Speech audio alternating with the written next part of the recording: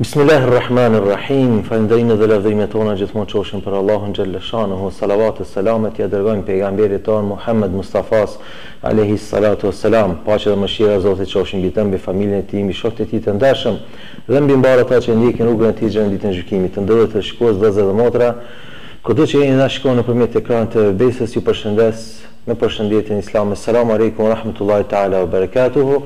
Duke lutur të madhen Zot për pranimin të çdo duaje, çdo ibadeti, çdo adhurimi që jeni munduar ta bëni gjatë këtyre ditëve të kaluara, por ibadet pranuar edhe në ditët e ardhshme. Ka shumë gjëra për të cilat duhet të flasim në ditët e sotshme. Në veçanti për ato dukuri negative që çdo ditë më shumë përhapen dhe shtohen shoqërinë tonë. Në këtë shoqëri ku mbi 96% janë muslimanë, në këtë shoqëri ku e din fjalën e Zotit, i din edhe ligjet përpara që kanë gjykuar me kanun, por edhe gjërat e tjera të cilat janë ato pra bashkëkohore. Prandaj të nderuar të shikues, ajo që më shumë që sot dëgjojmë nëpër media të ndryshme, nëpër televizione, por edhe portale, gazeta të tjera, mjetet të informacionit, dëgjojmë për vllavrasjet përditshme që bëhen nga njëri tjetri nëpër qytete të ndryshme të Kosovës. Nuk është vetëm një anë ose pjesa tjetër e Kosovës dhe të tjera të qytete janë të pastra, por pothuajse në çdo qytet të Kosovës ka vrasje që bëhen nga njerëz të panjohur ose edhe të njohur. Prandaj sonte për të biseduar për temën tonë vllavrasja në Kosovë kemi ftuar dy të respektuarit tonë, një hoxh dhe një autor psikolog. Hoxha me njëve sonte do tjetë kryetari i Këshillit për Islam në Biliç, Behar Efendi Mikiçi. Hoxha Efendi mirë s'keni ardhur. Mirë se gjitha faleminderit për ftesën. Gjithashtu me njëve mysafir sonte do tjetë edhe Fatmir Muja, autor dhe psikolog. Zoti Fatmir mirë s'keni ardhur. Me vërtet, hoxh Behar është një temë vllavrasja që mund të themi ndoshta pak shumë është diskutuar në për këto emisionet tona, them për emisionin tim. Ndoshta është hera parë që kemi diskutuar, po diskutojmë sonte, por ajo që më shumë të ndoshta na bën është edhe mediat qendrore, ato mediat e mëdha që janë shumë pak flasin për këtë dukuri, që të mirën njerëzit me këtë problem social që për çdo ditë më shumë po përhapet. Më parë ka qenë, po shumë pak ndoshta është dëgjuar me ato shifra dhe ato statistika që sot njëve i ndëgjojmë nga policia për çdo ditë. Feja islame padyshim që i ka dhënë atë kufi, i ka dhënë atë trajtimin e duhur, jo vetëm kësaj teme, por çdo temë që ka bën me jetën shoqërore. Në këtë temë tek vllavrasja, çfarë trajtimi ka bërë feja islame, qofshin ajetet e Kuranit, por edhe thëniet e pejgamberit alayhis salatu wassalam kësaj teme. Bismillahirrahmanirrahim. Faleminderit për ftesën. Përshëndes ty nderuari Faruk. Përshëndes të gjithë teleshikuesit e televizionit tuaj. Me të vërtet është një temë shumë e qellume, është një temë e cila është shumë aktuale në Republikën tonë të Kosovës, po edhe të Maqedonisë edhe Shqipërisë, folje nga ky aspekti që vllavrasja tek ne shqiptarët në përgjithësi, është një temë e cila është dashur të folet, të shkruhet, të vëdësohen njerëzit në çdo moment, për arsye se në çdo moment ka vrasje. Në çdo moment ka therrje me thikë që prej asaj dhe po vdes, në çdo moment rrahje, në çdo moment ka hidhur një farë frike në popullin ton. Kështu që kjo është një temë, unë mendoj që duhet më alarmu ose me mendu pak më ndryshe, me ndryshu qasjen ton në lidhje me këtë temë, për vetëm shkak se njeriu është krijesë e Zotit Dhul Xhelal. Dhe Allahu Dhul Xhelal për këtë njeri thot: "Wa laqad karramna bani Adam." Me të vërtet bitë Ademit i kemi nderu. Të ka nderu Zoti për krijesat të tjera dhe të ka dallu. Dhe Zoti thot: "Wa laqad khalaqna al-insana fi ahsani taqwim." E kemi krijuar njeriu në fizionominë më të bukur. Dhe në këtë sipërfaqe të tokës, në këtë nënqiell që ne jetojmë, nuk ka asnjë krijesë e Zotit që është më e ngritur se sa ne. Dhe ky njeri krijesë e cila po i bën këto skandale, po i bën këto fesade në për tokë, është direkt krijesë e Zotit që Zoti ka kriju. Dhe Zoti nuk lejon që dikush tjetër me u përzin krijesën e tij. Dhe nuk ka asnjë krijesë ose asnjë gjë më të shenjtë sipërfaqe të tokës se sa njeriu. As Qabja, as xhamia e Profetit alayhis salam, as Mesjidul Aqsaja, as sinagoga, as kisha, as faltore, as një gjë në këtë dunja nuk është më i shaj se sa njeriu. Për arsye se qabja është kibla e këtë muslimanëve. Rase dikush e rrezon dhe e prish qabën, atë ka bën një njeriu e ka bate. Dhe prap njeriu mundet me kthy siç ka qenë ose edhe më të bukur. Ama nëse e vran njeriu, nëse mbyt në njeri, ja merr shpirtin dikujt. Nuk e ke kriju ti që me ringjall prap. Ajo është drejt e Zotit. Zoti ka kriju, Zoti ja merr shpirtin dhe Zoti ringjall ose e krijon kur don. Kështu që këtë pikë është mirë çdo medje, çdo analist, çdo hoç, çdo polic, çdo prokuror, çdo bab, çdo nan, çdo vllai i madh, çdo motër, çdo njeri në rrugë, në punë, kudo që të është, të marrin shumë seriozisht. Për arsye se kjo një ditë do të ndodhte ti, një ditë ndodh te kë, një ditë do të ndodh tek unë. Me po ti dhe ai dhe unë gjithë jemi vëllezër. Dhe kudo që të ndodh dikun, na ka ndodhur ne. Dhe sot merr statistikat në Kosovë ose këtyre njerëzve në përgjithësi çfarë frikë kanë. Nëse del djali me shkon në shkollë, mos pja gjan diçka. Nëse shkon e vladi ti në punë, shka po ndodh. Nëse baba i ti shkon dikon me punu ose një vend dikon, nana, gruaja, fëmia thon, a mos po ne vran dikush. Çka është kjo gjendje? Unë e vi prej qytetit të Biliqit, mëna mujit që ka kalu, i kemi dy vrasje, një djalë 27 vjeçar, tjetri është 16 vjeçar, 17. Njëri është vrarë me plumb dhe tjetri me thik. Njëri është i cili ka dhe dy vllazë tjerë, ky tjetri është djalë hastreti, një djalë. Dhe është mbyll ajo shtëpi, është mbyll ajo derë. Është thënë në zemër e babës, ju kanë thënë damart e zemrës nanës. Janë me të motrat pa vlla, është mbyll në derë. A thot ti që ke bë krimin, ti që je kriminal, sa i cili e vran në njeri, ai nuk di çfarë fjalë ta gjej, se kriminal është pak. Faqezi është pak. S'di një fjalë hala matran, ta gjej dhe ti thëm. Nuk ka mundësi me përballu një njeri dikuj m'ja marr shpirtin, me lëndu zemra, me mërzit njerëz, me çrregullu jetën vend, me çrregullu familjen. A thu si e ndinte veten tane kur ti jam dikuj djalin. Dhe çdo fest, çdo gëzim, çdo mërzi, çdo vend që do të shkojsh, a duhet me të mbrejmë ndërgjegja jote që sikur se ai ta ke vllahun tënd ose djalin tënd, qysh dihet tash nëse është i kënaqur në të kohë. Është një temë, është një sen të cilën duhet me parandalu sa më shpejt. Mos me u hap.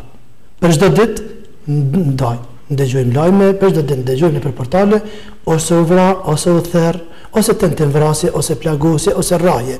Madje unë më dhën këshill pajtimit gjaqër me këto gjana për ditë të cilat neve na vinë dhe na thojnë dhe janë njerëzit me një mërzi, me një telashe, me një frikë, me një problem të rëndë, të cilin nuk ka kush e nxjerr për kësaj situate pas feja. Pse feja? Për arsye se Zoti thot në Kur'an: "Wa man yaqtul mu'minan muta'ammidan fajaza'uhu jahannam." Dhe kush e mbyt një besimtar, një njeri me qëllim, për shpërblim do ta ketë xhenemin. Automatikisht e ke vrarë dikon, xhenemi është për ty. Vetëm kaq jo. Khalidan fiha, për gjithmonë. E dyta, wa ghadiba Allah, edhe është hidhrimi i Zotit, edhe është mallkimi i Allahut, dhe thot Zoti në Kur'an: "U'adda lahu 'adhaban 'azima." Dhe Zoti Dhul Xhelal e ka përgatit një dënim të dhimbshëm për vrasin, për atë njeri i cili bën kësi çarrëgullime, thanë zemrat nanës, thanë zemrat babës, thanë zemrat motrave, na lëndon edhe neve si shqiptar. Nuk ka shqiptar që nin veten shqiptar dhe musliman dhe njeri i devotshëm dhe i ndershëm që nëse nin dikun që u vran një njeri në botë nuk lëndohet, po aq më shumë nëse është vllai joni, shqiptari joni, i vendit tonë. O gjithëndi, tash në rastet ndryshme dëgjojmë kur bën këto vëllëvrasje, në veçantë rastet e pajtimit, ku pas rast folje në disa xhallar që bëjnë pajtimin e çaqeve, ka për tyne vrastarë, gjaktarë që thënë nuk jam i pari, por nuk do t'jem as i mrami. Me njëherë kthehen, thënë se vëllëvrasja është e vjetra sa është edhe njëri, pra kthehen te rasti dy djemët të Hazreti Ademit alayhis salam, të Kabilja dhe Habilja të dy që shuba e bën dhe mbytën njëri tjetrin. Pra këtu ndoshta do të ishte mirë një farë gjellapi se përgjigjet ju japim gjithë atyre që na shikojnë, nëse ndoshta dikush që ka mendën për të keq ta bëj një veprim të tillë duke u bazuar në këtë apo në tjetrën, pas këtyre jetës që i përmendet shumë vërtetë. Ne si pajtimtar, kur të marrëm pjesë në pajtimin e gjakut, pse marrëm pjesë me pajtu, që mos më ndodhë edhe kjo me dalë me vrat dikën anej. Me nalë një të keqe, ku të ndalet e keqja, ti je fitus. Nëse kjo e ka vratina, djalin ose vlaun, ose agjen, ose atë, atër duhesh me shku me pajtu ata që mos me dalë edhe kjo me bat njëtin skandal, njëtin gjëna. Për arsye se ka me drejt me dalë me marrë edhe hakun. Kështu është edhe me kanon, të cilë me traditat tona shqiptare, me zakonet tona, drejtën zakonore që i kemë, mirë po ne si shqiptar. Nuk duhet me një vetën jo fajtor nëse ke vrat dikon. Ti duhesh me një vetën fajtor sot të dynjaja me gjinë. Ti duhesh me një vetën fajtor ti edhe familja jote, edhe vlatet tu, edhe farefisje jote, edhe shokët tu, duhet me një vetën të lëndum dhe duhet me një vetën të poshtrum një farforme pse një shok yt ose vlla yt ka bënë vrasje. Për arsye se ti ke nejt me te. Kam dëgjuar një ditë një njeri thot që 30 vjet nuk kam vozit kerr, edhe kam lejnë e kerrit. I them pse? Thot kam të vozit, kam dalë prej shtëpisë me kerr, një djalë i kushërinit ka hiner kerr, edhe kam shkel, ama nuk ka vdek. Ama prej atij momentit kur një tem nuk i kam vozitur në më kerr. Për arsye se ka shpirt, ka iman, ka zemër. Ai më njëherë ka mendu sikur se ti shkon e vladit tim ja shkel dikush tjetër. Dhe kur njët ma ai në kerr nuk vozit. Dhe njeriu që bën një problem, që bën një vrasje. Kemi na pe disa të çmendurve që ka bë vrasjen ose plagesën edhe sot njët krenar. Dhe të dikush e mëne, kom lejt në burg për qatë punë. E atina do të më thonë, e dikush e ti që kemi shku në xhenem për gjithmonë. Qa jeti që po krenuar. Ti dëshmë, edhe ashtu ka tradita ju në shqiptare, kur e ka bë dikush një vrasje, ose ka bë dikush një telashe, ka nejt me kry ult, me marrë, nuk ka shku në të vende ku ka qenë hasmi ti që ka bë veprën, nuk ka shku atje, duke respektu. Edhe Zoti Dhul Xhelal nuk ta fal në gjinat e cilën e bën edhe krenuash me te. Kur nuk ta fal, edhe nëse është i vogël. Zotri Muja, hoxha se dhe pak ka hoxh Bahari na tregoi për atë aspektin fetar, trajtimin që e bën feja islame, mahitet kuranore shumë mirë përmendi se i përket vrasjes së njeriut pa fajshëm.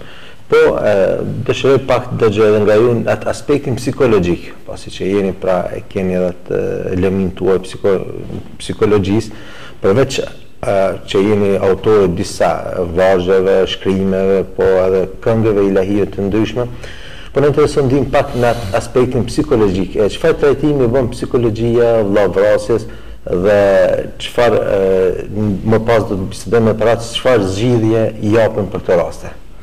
Në fakt nuk do ta kufizoja brenda kornizave të asaj që njohim si psikologjia moderne, si psikologjia empirike, sepse njeriu është shumë më i gjerë, më i thellë dhe më i madh se parimet të cilat i ka vendosur kjo psikologji.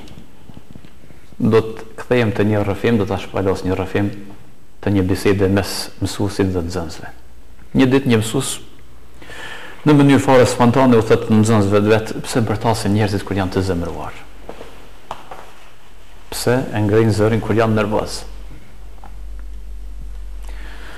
Dhe nxënësit u bën edhe më kurështar, nga pyetja mirë, po s'kishin gozim të jepnin ndonjë përgjigje, të ofronin ndonjë përgjigje duke ngurruar. Atëherë mësuesi përsëriti disa radha zi pyetjen. Ju drejtuan njërit e tjetrit, edhe njërin ka nxënësit merr kuzimin dhe thotë që pyetësi e di përgjigjen më mirë se të pyeturit. Atëherë mësuesi e shpalos përgjigjen para nxënësve. Thotë, pse bërtasin njerëzit? Përderisa janë me distancë fizike, janë kaq afër, domethënë ku është arsyeja e britmës? Kur njerëzit largohen me zemër, atëherë natyrisht që ngrihen zërat lart. Dhe kur njeriu largohet nga zemra e tij, natyrisht që largohet edhe nga zemra e tjetrit. Mungesa e dashurisë është shkaku kryesor i cili e nxit njeriu që të qaset vrasjes. Në fakt nuk mund ta vrasësh tjetrin, po nuk e vrave në radhë të parë veten, sepse çdo njeri e ruan veten atë sa e vlerëson. Për shembull, lekët na humbasin shumë aksidentalisht. Shumë rrallë ndodh, dhe kur i humbasin, domethënë menjëherë e shfaqim edhe mshurinë tonë dhe sikletin tonë për humbjen e lekëve, sepse i çmojmë shumë. Dhe sa më shumë që vlerësojmë veten, aq më shumë e ruajmë veten. Nuk ka pyetje më të rëndësishme se kush jam unë. Sepse pyetja kush jam unë nxit për reflektim dhe për kontemplim se kush e nison lumturinë time, kush e nison fatkeqësinë time, nga vi dhe ku shkoj. Në momentin që unë e di se brenda meje gjendet fryma hyjnore, atëherë di që dhe brenda tjetrit ndodhet po ja frymë dhe në këtë rast përderisa e vlerësoj veten, do ta vlerësoj edhe tjetrin.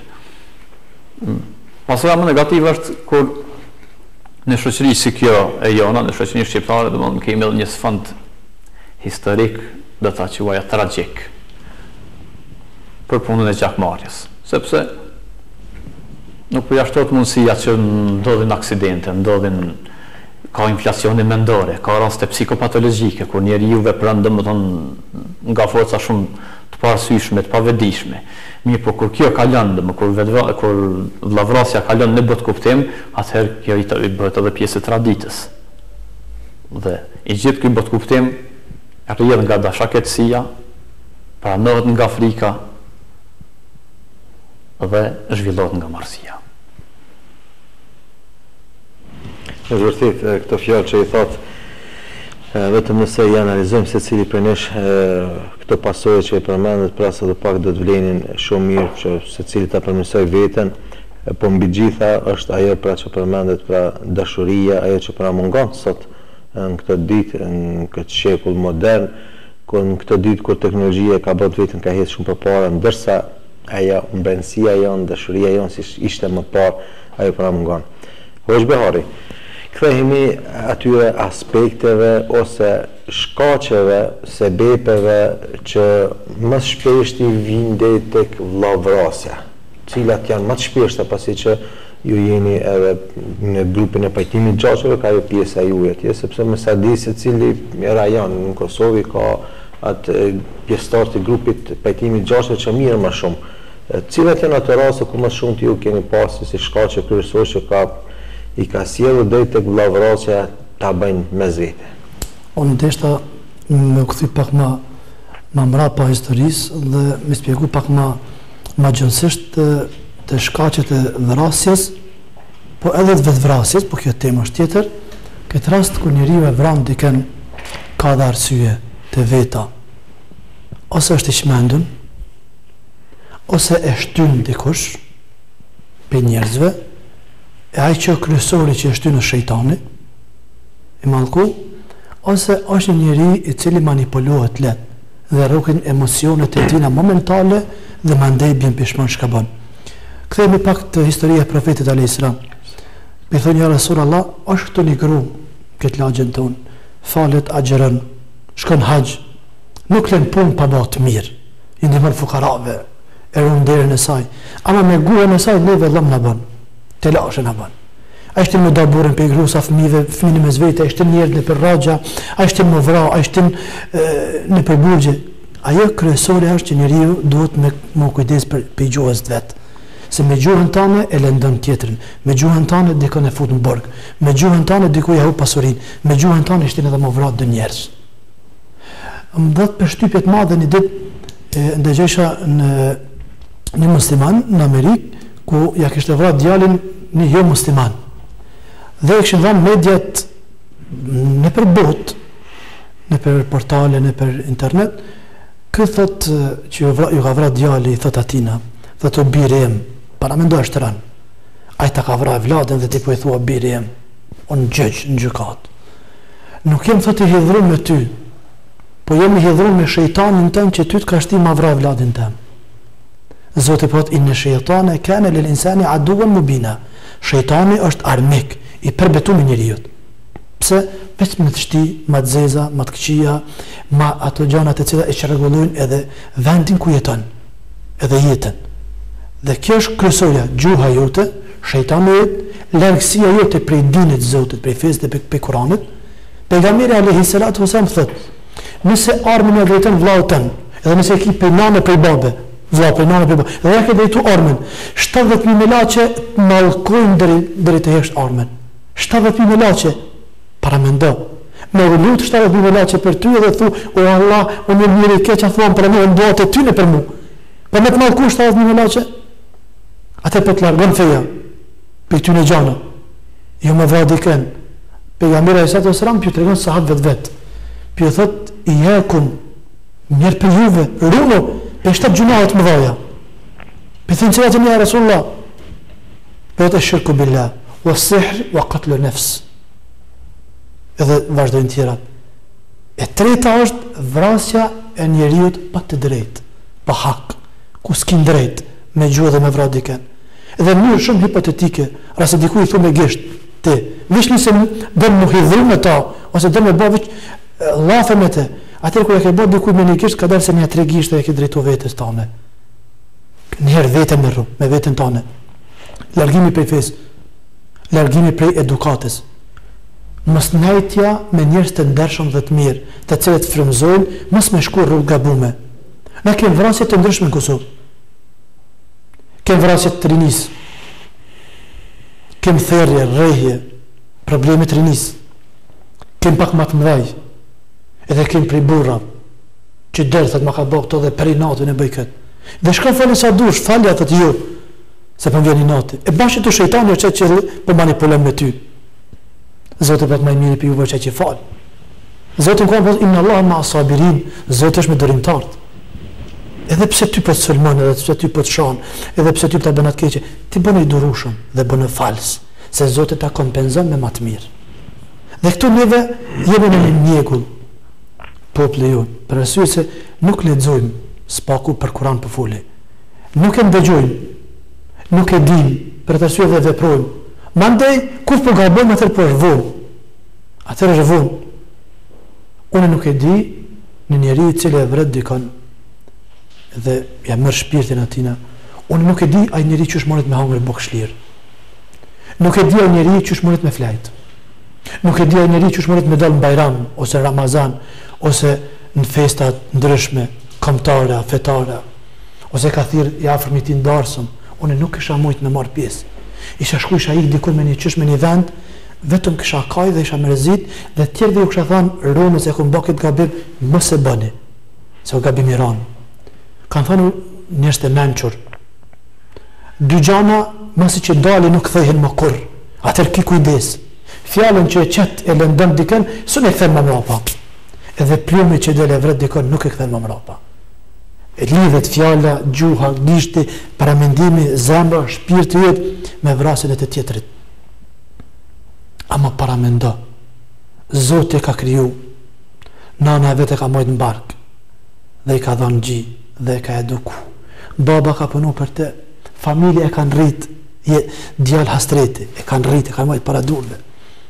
Dhe ti po që është dhe pja avron atë lull, atë bim, pja vlendën atë shpirt, unë nuk e di qysh mundet e njeri me qenë i menqur dhe qysh mundet me qenë e njeri me mend. Unë, foli personalisht, me avrat dikuj diken, kisha isha qmend. Se është rënë. Nuk ka asti parametr që mund me ty me të bind që ti duesh me nejt prap me jetu normal. Vrasësi që vran pa të drejt, a i për mund nuk e normal. Atina dhe nuk i kisha thonë edhe shqiptar. Ndoshta dikush ka mu hidhru që ka bë veprën, apo po foli për atë dhe për këta tjerë të cilët nëse kanë plan dikush ose del, momentin që del ti me armë në brez, momentin që del me thik, momentin që del ti me një shufer të hekrit, për shka po del me tu? Mosuj ka ndodh gabim, mosuj ka ndodh pa paramendim, mosuj vetë mbrojtje, se vetë mbrojtje nuk del i pregaditur me armë. Mandej na, si pajtimtar, po duhet me shku, e mi u pali gjem, mi u fort, nga njërë dhe me rajt, për në altë të pajtimi që dhe fetarisht lejohen këtë rast, ama ti ka, më kujtohet një rast, e kështë therë një djallë, 17 vjetë, atë tjetën me thik, dhe unë e tu dalash, pja u bëna i vlaznive të vetë, unë e shumë mirë di me therë me thik, edhe u këtheva mrapam, e ka pa për dore, nuk më lanë asë një gjatë zezë, pa i thonë ati djallit. Në thonë edhe ka thërë, dika në ka qunë spital, sa ditë kanë edhe sa ja, edhe pra krenar. A di pse është krenar ai? Sa nuk ka bab, nuk ka nan, të cilët din me kujdes për te.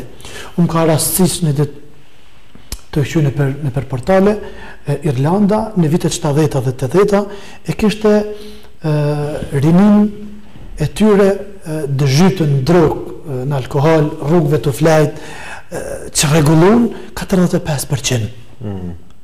Dhe shteti i ka thirrë prind dhe ka filluar me punu me prind. Pse na rinin e kem këtë gjendje? Irlanda. Për arsye se baba të punu, nana të punu, fëmija të utranur. Pa edukat. Dhe prind e kanë marrë një letër dhe kanë bërë një marrëveshje betimi. Janë betu baba dhe nana që ne do të kujdesmi për këta evlat e cilët Zoti e ka dhuru. Dhe kur e bë ora 10, fëmijët kanë fut mbrana dhe prind kanë dalë për rrugë.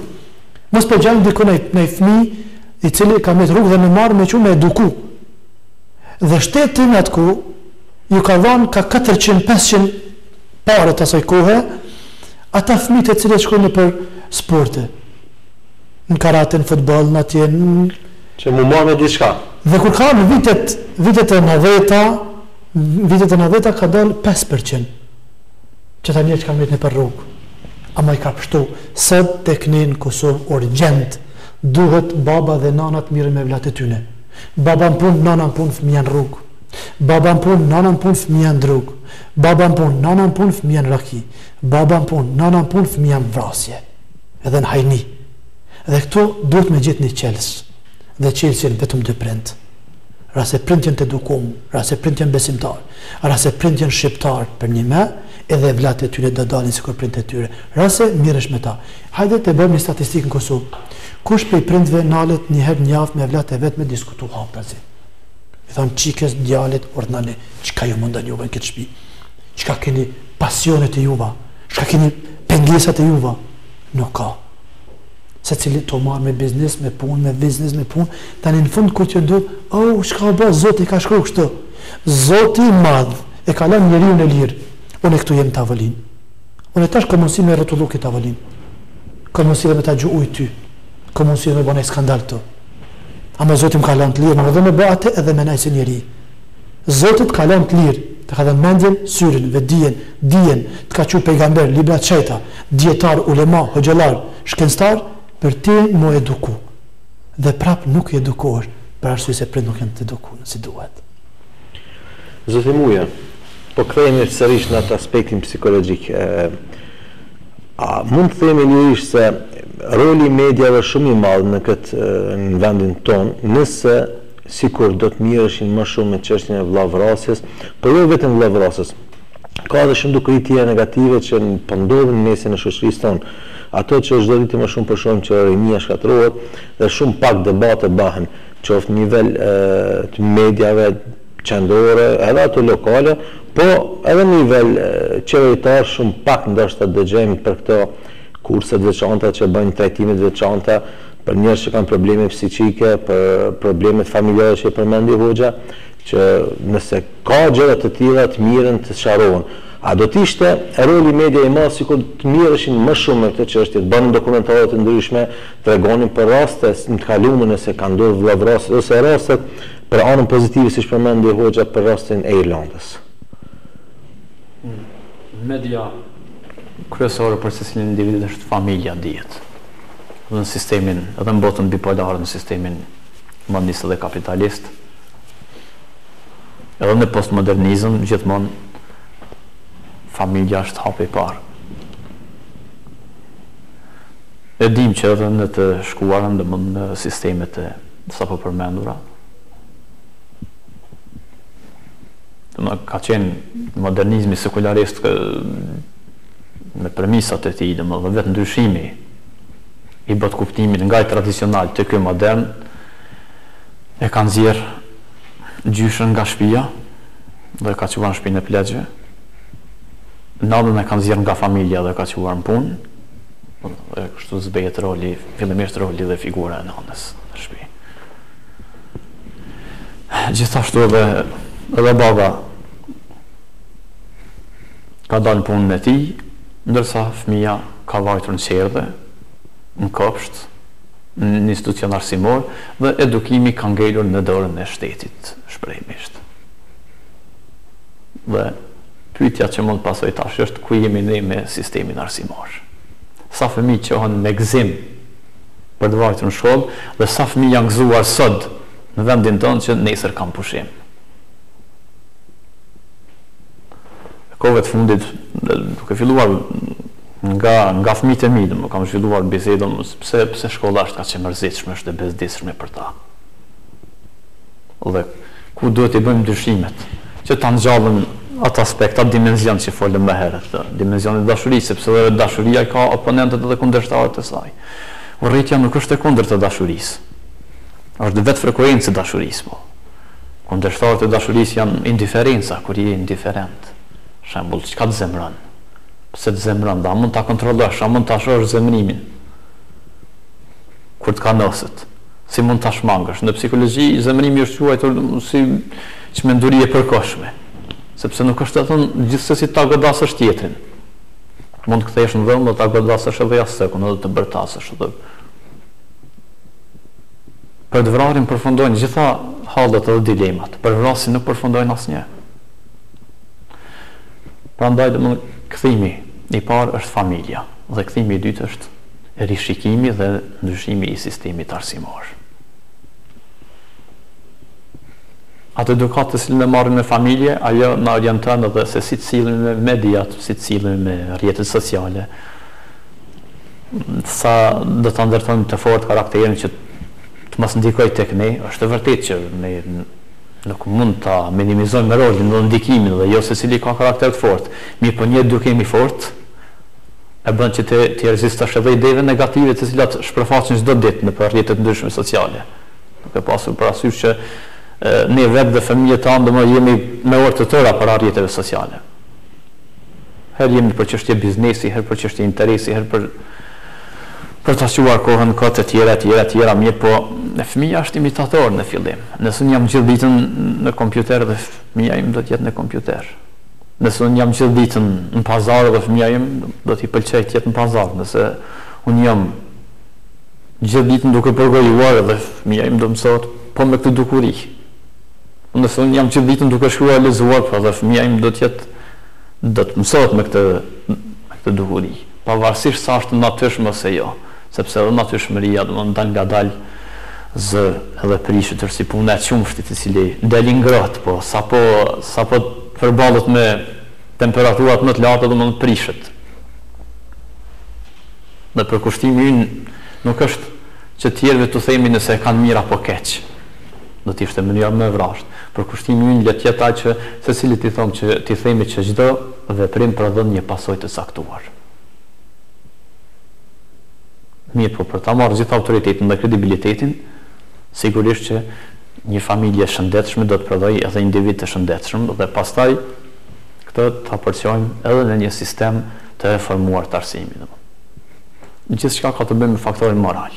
Të gjitha qytetërimet janë zuar për shkak të rënies së faktorit moral dhe gjitha perandoritë, edhe nëse kthehemi edhe kundrojmë sfondin historik dhe të bëmat historike, ngjarjet historike, si perandoria romake, si ajo bizantine, si ajo persiane, si ajo osmane, gjitha qytetërimet, gjitha botkuptimet qytetërimore kanë rënë si pasojë e dobësimit moral, sepse sa po dobësohemi moralisht, atëherë bie edhe zgjuarësia.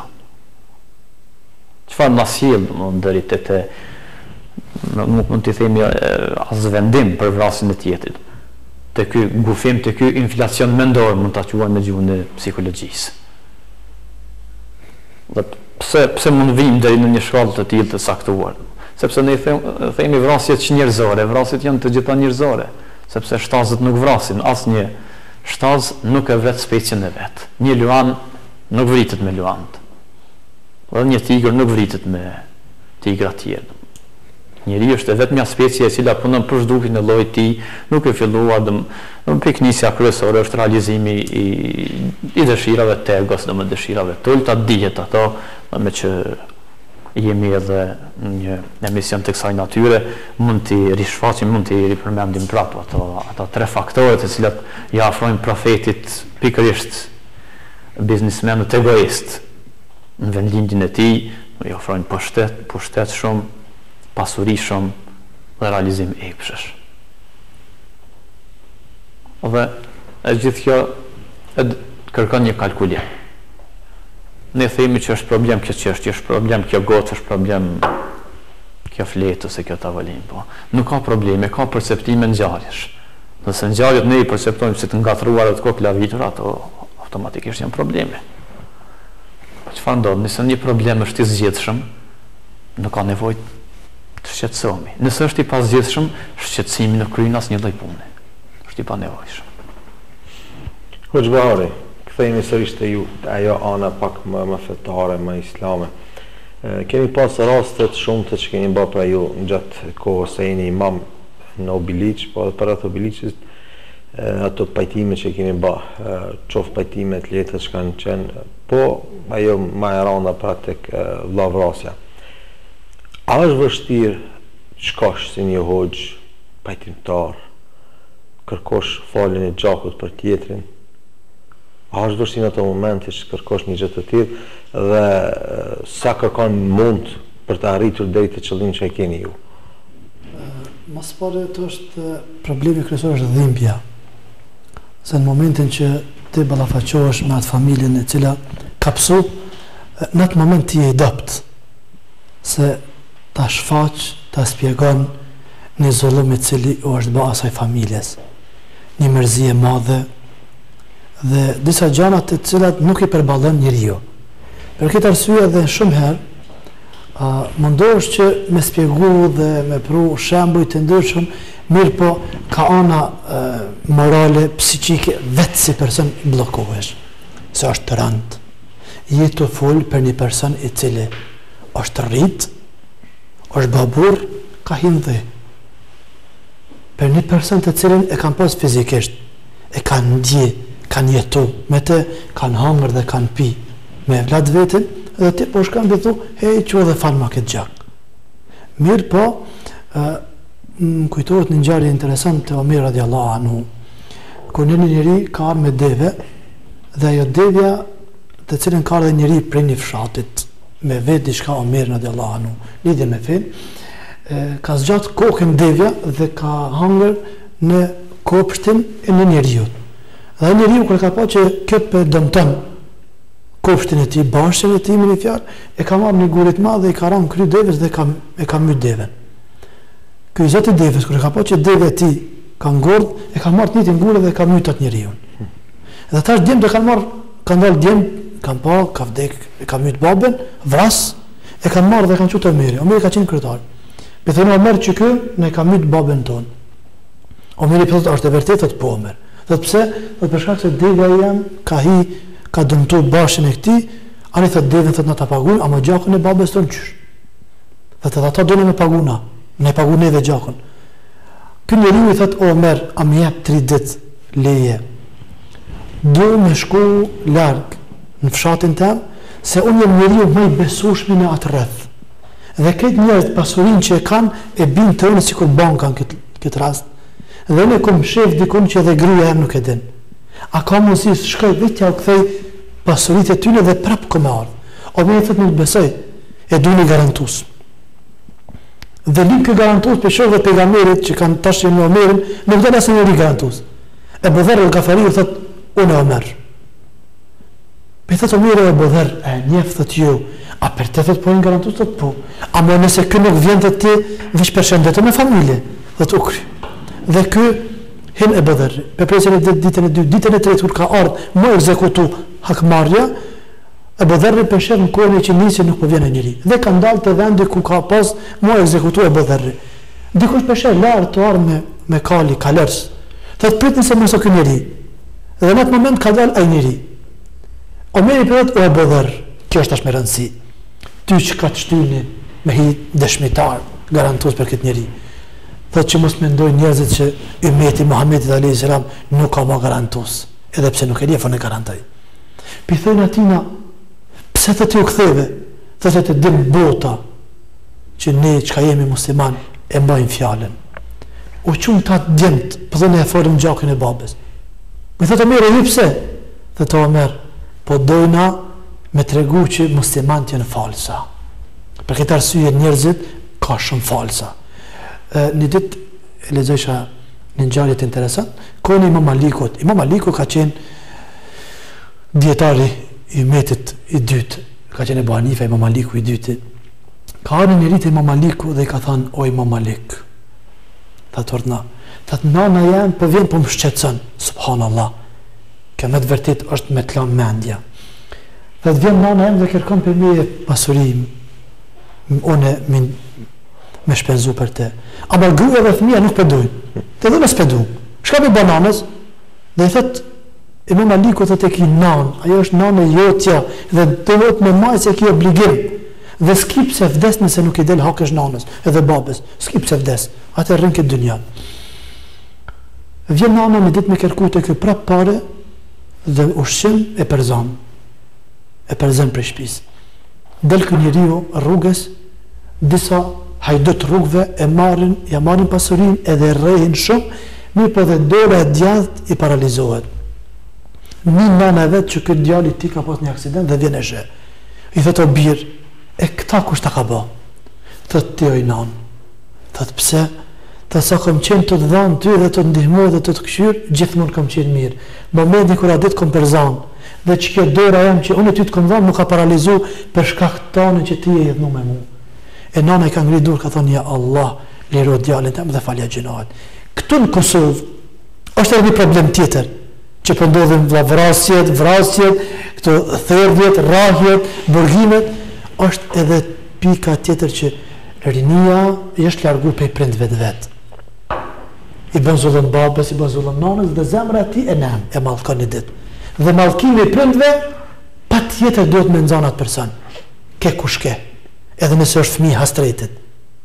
Se te baba dhe te nana, ato të në pasë shumë kujdes. Ama ti dire dhe shaje babën dhe mos shpenzo për nanën dhe mos e qatë mirë ku atë dhe mos e kujdes për te. Dhe raset nana po vallat dhe komet vra dikush në rrugë, edhe të shkel dikush me kërë, edhe komet rrej dikush në rrugë, edhe ki mos mu, edhe s'ki me dit me arë shpe, edhe komet u bereqeti, edhe komet u pshëndeti, edhe komet u ftyra jote. Nuk je mas kushi. Kjo është një pikë shumë e rëndësi. Kam pas raste kur kam shku te ata të cilët ju ka vrat dikush i familjes, kam pas raste kur ka thënë nana, hoxha mos e mërzit e shumë se kjo e ka lypë qështu. Bi thëmë pse oj nanë, pse po thu kështu, se është e vlad dyti, dhe ta bre hoxh, bashkë të fjallë për citoj që shumë ka thënë aja, dhe ta bre hoxh, sa herë ma ka përvlu shpirtin dhe zemrën, nuk ka të njene. Shko që ka vdek, tash mos lodhnan me te, subhanallah. Dherin këtë dërejgje me ra që nana mos me pas ma dhëmshmëri dhe afërsi me vladin e vetë, dhe në këtë gjendje kemi ardhni. Kjo është e të mërshme, është e dhëmshme, është një gja e cila ta humbë edhe parabollën e kokës tonë. Zdin më katë jam bajsh. Zotin Arujt, Zotin Muja, përmendët me heret atë aspektin e popojve të cilët janë shkatruar pikrisht për shkak të moralit, është edhe një fjalë e urtë. Mësa më kujtohet që një popull do të vazhdon të jetojë dhe të ketë jetesë mirë gjithsa moralin e kanë. Në momentin kur morali ju bie, do të shkatërrohen, mos pritni ardhmërinë nga ata. Pasi që ju keni disa shkrime, një autor shumë shkrimeve, por edhe këngëve ilahive. A ka patur rast që ndonjëherë keni shkruar se për këtë vllavrasjes të mirëni me këtë problematik, mund të themi problematik ditore, javore apo vjetore në Kosovë që për dëgjohen raste të ndryshme, ose të shkruajmë ndonjë pjesë për ndonjë këngë apo ilahise për këtë vllavrasje, dhe nëse ju a mendoni ta bëjmë një gjë të tillë, sepse ndoshta do të ishin vargje pak vështira thurën në këtë aspekt. Kam bërë të shkuar në vargje të tilla. Kam punuar edhe për këngëtarë të cilët janë me origjinë nga veriu i Shqipërisë, për arsye se dhe si zonë gjeografike vazhdon të jetë më ngulitër kjo tradita ku gjykohet me kanon. Po ashtu edhe në dokumentarë të ndryshëm kur është bërë shqyrtimi i natyrës njerëzore, është prekur kjo temë, domethënë nuk është lënë bazdore, mirë po ka nevojë mediate që të ketë ndonjë projekt i cili i dedikohet ekskluzivisht kësaj dukurie. Madje të flitet për shkaqet, të flitet për pasojat, të flitet për pasojat negative, sepse nuk është një gjë, nuk është një fenomen i cili i dëmton vetëm ata që jetojnë në atë periudhë kohore. Në Gjakmarrja dëmton breza të tërë. Është sikur puna nëse lufta të mëhershme, domthonë i kanë dëmtuar vetëm njerëzit që kanë jetuar në atë kohë, lufta të mëvonshme, helmet kimike kanë bërë që t'i vuajnë pasojat të tjerët. E njëjta ashtu dhe i njëjti shembull mund të ilustrohet edhe në këtë rast. Derisa nuk futet ndonjë hall për këtij zinxhiri, do të pasojat do të jenë marramendse për shoqërinë shqiptare në përgjithësi. Nuk do të thotë që në zonat urbane do të thotë nuk ndodhin, sepse kemi edhe indikacione të tjera. Secila pasojë negative domosdoshmë ka hallkën e vet. Kemi edhe njerëz që veprojnë në ndikimin e përdorimit të mjeteve narkotike që kërkon një trajtim të veçantë. Sepse ajo mund të jetë shkaktare që t'i qasemi dhe t'i bijem në qastë tjetrit me faj e pa faj. Ajo që dua ta potencoj dhe ta riteksoj edhe njëherë që familja dhe sistemi shkollor kanë nevojë, domethënë fillimisht familja dihet sepse është një përgjegjësi dhe përgjegjësi morale, por jo më pak përgjegjësi morale është edhe shkolla. Por derisa vite më parë kemi mundur të jetojmë pa ju qasër edhe narkotikëve dhe këtij botë kuptimi që kemi tash, domethënë aktualisht dhe kemi korru rezultate domethënë relativisht të mira, domethënë që kanë mburuar nga një moral dhe nga një edukim tjetër, atëherë pse nuk mundemi sot? Mirë, po natyrisht njeriu nuk mund ta ndryshojë jetën e tij pa ndryshuar të bëmat e përditshme. Dhe kjo rrallë parë është përgjithësi prindërore. Dhe për fund fare, se më sa po shoh dhe po afrohemi në fund të emisionit, uroj që jo ta flijojmë jetën tonë dhe të tjetrit për diçka, po të flijojmë diçka për të ruajtur jetën tonë dhe jetën e të tjerëve. Sepse duke e urryer armikun e humbasim rastin për ta dashur mikun. Hoxh Behari, për fund krejt, në përmend disa pika që feja islame i jep zgjidhje vllavrasjes. Feja islame nuk jep zgjidhje vetëm vllavrasjes, po jep zgjidhje çdo senit. Për arsye se ne jemi krijesa të Zotit. Edhe toka, edhe qielli, edhe këto janë krijesa të Allahut dhul xhelal. Dhe Zoti nuk ka krijuar diçka përpa e kriju atë që është edhe rrugëzgjidhje ose dalje nga këto situata. Mirë po, këto dënë një zgjim, mu zgjut gjithë njerëzit, dënë të gjithë prej prindit, prej vllaut, prej motrës, prej institucione, prej hoxhallarëve, prej gjithëve, që të mirën seriozisht me këtë punë. Me kemi fjalë vllavrasjen ose vrasjen e të tjetrit. Dhe Kurani është ai i cili është një ilaç për shpirtin tonë, zemrën tonë dhe takfil mendjen tonë. Dhe Kurani po thotë mos e vraj tjetrin se në xhenem për gjithmonë. Mos e kthe tjetrit armën se me laçe të mallkojnë. Mos e le dikon pa babë dhe pa nanë dhe pa vëlla se të mallkon edhe familja e tij ty përderisa je gjallë. Dhe mos e vraj dikën se Zoti i Madh Xheleshanu kur dalën para ti. Ka më ardha njeriu dhe thotë ja Rabbi çikim ka vramu. Çikim ka myt mu. Dhe Zoti ato kom nxjerr drejtsinë e vet dhe ty kom e çon xhenem. Kom e daj për gruas tane, për nanës tane, për vllaut tan, për motrës tan, për vllatë tu dhe kom e çon xhenem. Dhe të gjitha këto në farfut në kërcënime. Zoti më thotë mos e bëto se pason me këtë dënim. Dhe zgjidhja kryesore është Kurani, është feja, është Islami. E cili thotë largohu për këtyre gjëra. Edhe për hajgare mos e merr armën ja këtij tjetrit. As mos mendo, në jetën tënde mos është ndonjë mendim që ti do ta vresh dikën, ose do t'i mbesh dikuj shpëlap, ose do ta pshtysh dikën, ose do ta thysh dikën, ose do ta shosh dikën, ose do ta mësh dikën për goje. Gjitha këto elemente janë ato të cilat ty të shtyn deri te vllavrasja ose vrasja të tjetrit. Hajde tash të marrëm një koncept të këshirëm rinin tonë. Ku jenë mramje? Ka jenë ditën? E din prindi e vlat e ti ka shkojnë gjatë ditës? Apo shumë i bindëm që ata shkojnë veç rrugës të drejtë? Ku i ka natën? Ku pëndodhin raset mas shumë të i këto vrasit? Ku pëndodhin, qëfar kuhe, qëfar njerëz, për qëfar arsye? Pejgamberi a.s. thot me një hadith të vërtet. Thot do të vjen koha, akhri zamani, fundi i jetës kur të vjen, që njerëzit nuk e din i vrami pse është vra, por dhe vrasësi nuk e din pse ka vrate.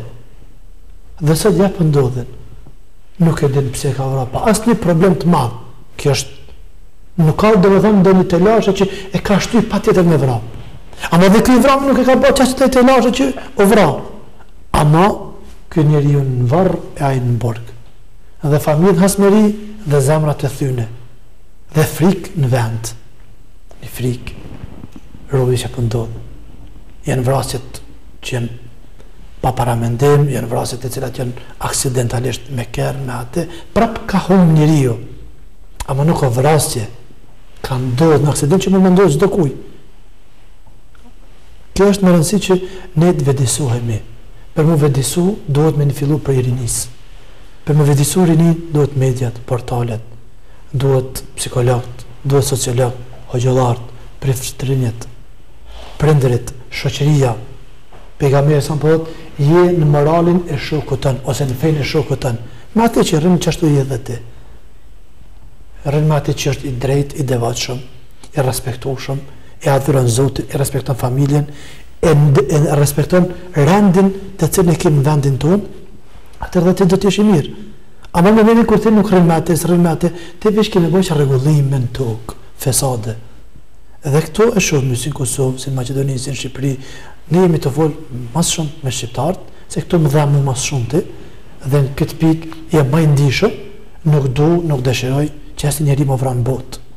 Se Zoti i Madh thot në Kur'an dhe me këtë po e përfundoj edhe unë, me vranë njeri si ku me vranë krejt njerëzit, krejt botë me shkatëru. Me ngjallë njeri, jo me ngjallë, po me shëru, me ndihmu, që ai më kthjell, më kthy në jetë, është sikur se ke kthy këtë botën marr. Kështu që njeriu është i vlefshëm. Nuk ka krijesë në tokë më të vlefshëm se njeriu. Atë ruaj atë. Ruaj ti, letërun ai, e ruaj edhe unë të ruaj ty ti më ruaj mua. Se jemi të vlefshëm. Janë senet e cilat nuk mund më këthy më riparu. Nëse shkan, atër përfundon jetë e ti dhe përfundon çdo sen me te. E ke mbyt njëri, një person i cili thot la ilaha illallah, një person i cili respekton babën dhe nanën, një person i cili është i martuar ose martohet me kriju familje. E ke këput një damar në shqiptarit që jeton në vendin tonë. E ke prish, e ke myt një bimë. Që unë uroj, shpresoj, dëshiroj, e lësë Allah Dhul Gjelal që tash e tutje mos të kemë kësi ndodhin në shqiptarin tonë.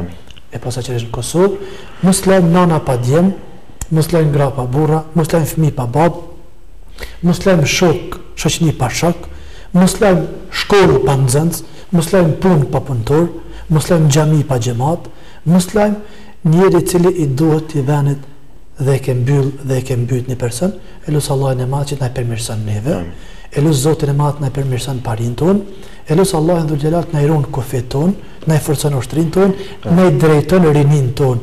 O Zoti i Madh që po lutna, na bashkon në këtë vend hajër dhe na bashkon në xhenetin ton me familjarët ton ya Rabbil Alamin.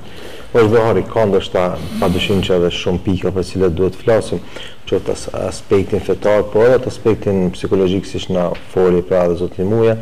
Por minutazhi është limituar dhe përsëri në emër tim personal, në emër stafit të besës, por në emër të Këshillit Bashkësisor në prezencë i lartë organizatorit të ligjëratave, falenderoj për kohën që gjetet dhe sonte sa do pak dham shkëndije se i përket ndalesës ose largimit për kësaj dukurie negative që përhapet çdo ditë më shumë. Shpresojmë që ju kemi edhe emisione tjera. Faleminderit. Faleminderit. Faleminderit të shikues me të vërtetë. Këto dukuri negative patjetër që duhet të luftohen, por secili duhet ta luftojmë, qoftë edhe ndonjë dukuri negative shumë e vogël, për vetvetes më pas tek të tjerë.